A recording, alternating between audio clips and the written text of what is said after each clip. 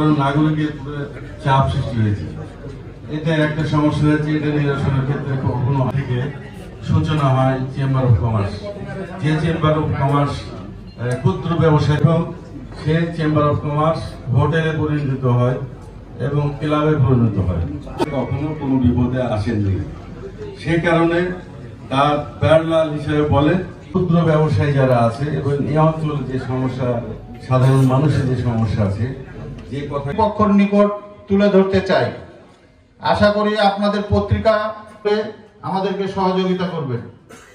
প্রিয় সাংবাদিক ভাইরা, রাজশাহী আজকের সংবাদ সম্মেলনে সভাপতিত্ব করছেন রাজশাহী ব্যবসায়ী ঐক্য পরিষদের সভাপতি, রাজশাহী ব্যবসায়ী সমন্বয় পরিষদের সমন্বয়ে রাজশাহীর সর্বস্তরের ব্যবসায়ীদের অংশগ্রহণে আজকের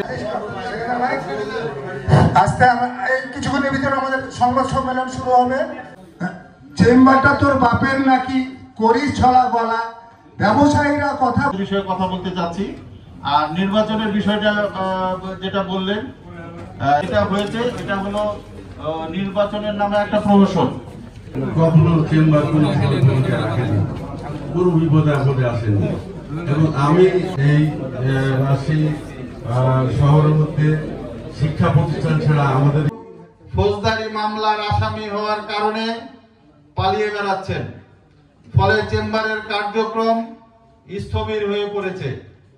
তাই আমরা চাই অবিলম্বে Rajshahi chamber of commerce and ইন্ডাস্ট্রির বর্তমান পরিচালনা পরিষদ ভেঙে দিয়ে একটি অন্তর্বর্তীকালীন পরিষদ গঠন করে 3 মাসের মধ্যে সুষ্ঠু ভোটার তালিকা প্রণয়ন করে একটি গ্রহণযোগ্য নির্বাচনের মাধ্যমে প্রকৃত ব্যবসায়ী নেতৃবৃন্দের কাছে দায়িত্ব হস্তান্তর করতে হবে। গত 10 সেপ্টেম্বর 2024 তারিখে উপরোল্লিখিত দাবিতে বিভাগীয় কমিশনার জনাব ডক্টর দেওয়ান মোহাম্মদ হুমায়ুন কবিরের নিকট স্মারকলিপি প্রদান করেছি। অবিলম্বে দাবি পূরণ করা না হলে আমরা ধারাবাহিক কর্মসূচি পালন করব, দাবি পূরণ না হওয়া পর্যন্ত ইনশাআল্লাহ।